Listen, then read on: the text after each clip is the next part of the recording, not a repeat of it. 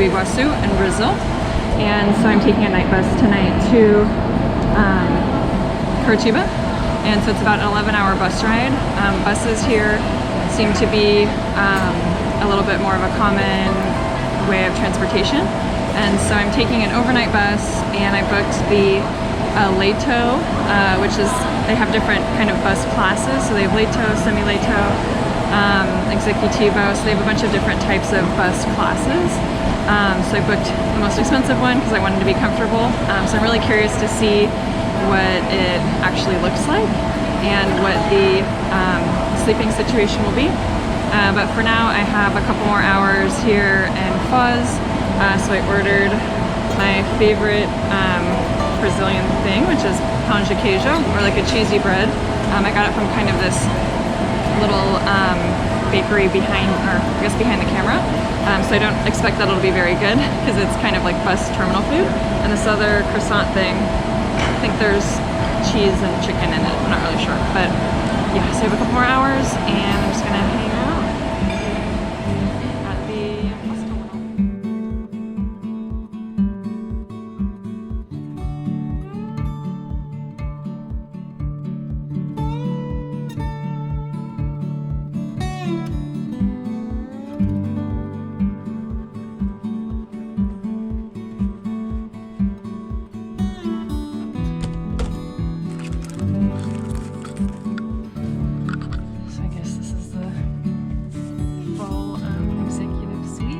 Of the bus. Apparently I'm the only one in here, but I am on seat 7.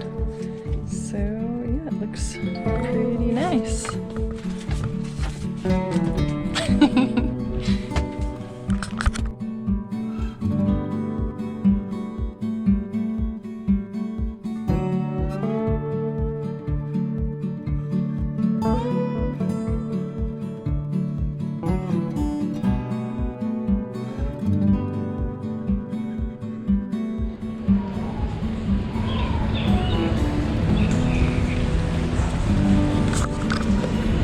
To Curitiba. Really tired. The bus was not very comfortable to sleep in, so hopefully I can make it to where I'm supposed to be and I can go back to sleep. Hello. So surprise, I'm now back in California. During my time in Curitiba, that's when a lot of the coronavirus stuff was starting to kind of explode throughout Brazil, and I ended up having to cut my trip short and come home early. And so I didn't get a chance to record the narration for this next video, so hence the change of scenery. But I'll have a separate episode on, I guess, what it was like to be in Brazil during that time and my decision to come home in a future episode. But yeah, I really wanted to make an episode about Curitiba and what makes it a really special place. Because when I was traveling, a lot of people asked, like, why do you want to go to Curitiba? Especially since Brazil has so many other like really beautiful landscapes and really interesting cultural centers. But Curitiba is actually a really famous city in terms of urban planning, and they've implemented some ideas and practices that have really inspired you know, things that I see in LA, and they've inspired a couple different you know, forms of transportation, and are really kind of an iconic city from an urban planning perspective. So I wanted to spend my first day there checking out some of these things around the city. So the person who really transformed Curitiba into this kind of urban planning experiment, his name is Jamie Lerner, and so he's a Brazilian architect and urban planner and politician. And so at the age of 30, he became mayor of Curitiba in 1971 and really provided the leadership around being able to accomplish some really incredible projects. And so one of his first projects is called Rua 15 de Novembro, which is, I guess, 15th of November. I don't know, some kind of a date. Not really sure what it means. But basically this street was a really, really busy street for both pedestrians and car traffic. And so as the population was growing and the traffic was getting worse, there was a lot of pressure to expand busy streets to be able to accommodate more cars. But when you expand these streets, a lot of the time that means major construction and knocking down old buildings, and it becomes really expensive. So he decided to do the opposite. And he decided to completely close down the street and prioritize the pedestrians so that they would have a space to walk, and it was completely closed to through traffic. So the shopkeepers were really upset by this idea when Jamie proposed it to them. And they said, no, like, this is gonna completely ruin our business. We're gonna be put out of business because people won't be able to drive and park conveniently next to our stores. So they put up like a lot of fuss and resistance against this.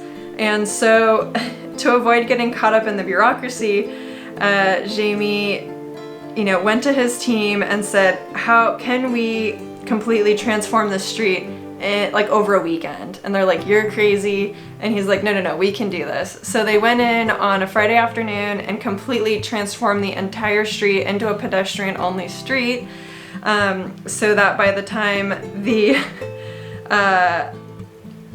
everything was done before the shopkeepers could go and file anything in court, resisting it.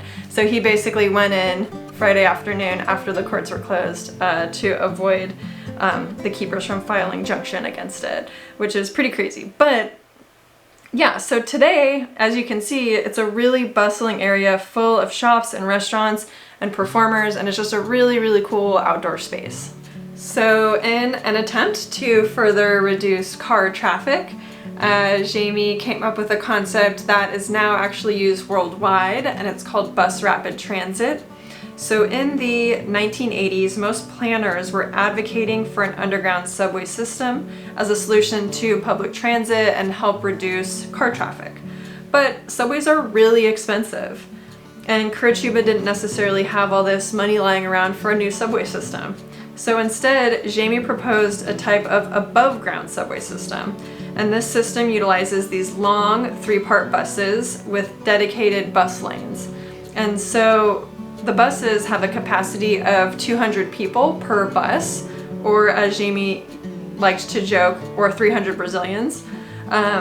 So to further increase the efficiency of this system, tube stations, which are iconic throughout the city, are installed to require the bus rider to pay a fare before entering the bus. And the station is a raised platform with ramps that lead directly onto the bus, and this eliminates the need for stairs, which can help elderly people and handicapped people board the bus much more quickly and avoid any kind of slowdown. So it's a really efficient process because you pay before you get on. The bus driver doesn't have to pay or doesn't have to worry about getting you change or do you have the payment or not.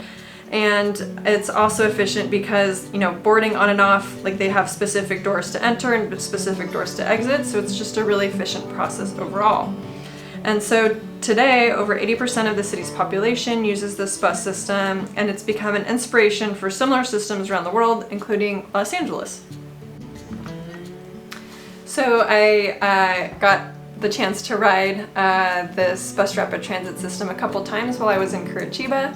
And yeah, I can say that it definitely seems like a pretty good system, and it seemed very efficient. It was nice to not have to worry about having exact change or to worry about slowing anyone up if I was paying and needed to get change from the driver. And overall it seemed like a really efficient system. My only complaint is it was a little bit crowded at times, but for the most part was able to find a seat just fine. If you go to Curitiba and are touring, I would recommend, they also have a city, like a tourist sightseeing bus. I guess most cities have that these days, but it was nice to be able to have a separate bus that you can just pay on and takes you to all the touristy stuff, because I think the transit lines as they're set up are to get people in and out of the city really efficiently, but that's not necessarily the tourist destinations that I was trying to see. But yeah, either way, I definitely recommend it. And it was really centrally located, and it was really easy to access the bus and train terminal in Curitiba. So the third thing that Curitiba is really known for from an urban planning perspective is their use of green space for flood control. So normally the common approach to flood-prone areas is to concrete line the river or channel and build a levee to contain the floodwaters and make sure that the rivers or streams are flowing out as fast as possible. And one example of this is the LA River, which is concrete lined. So instead of channelizing these rivers and streams throughout the city, Curitiba converted these flood-prone areas to parks with a central water feature. So the lake actually acts as a small reservoir and becomes inundated during large rain events. Utilizing parks this way is much cheaper than constructing concrete rivers and levees, and it also provides habitat and increases the surrounding property values. So the city now has one of the highest amounts of green space per capita of any city around the world. And I visited a number of parks in Curitiba and found that they all had these similar types of water features. But my favorite park was Burugi, which has a lot of capybaras, and that was really cool.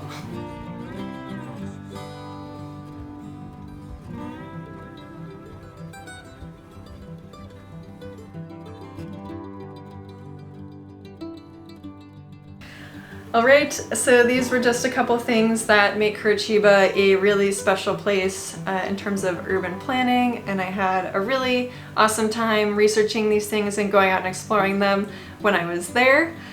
So next week I will be talking about my trip to Moheches, which is a little city I don't even know where it is. It's a few hours from Curitiba, but you take the famous Serra Verde Express, I think that's how you say it, but it's a really famous train ride and one of the most beautiful train rides in the world, I think. It was very beautiful. Yeah, so I will be showing you guys that next week, so tune in.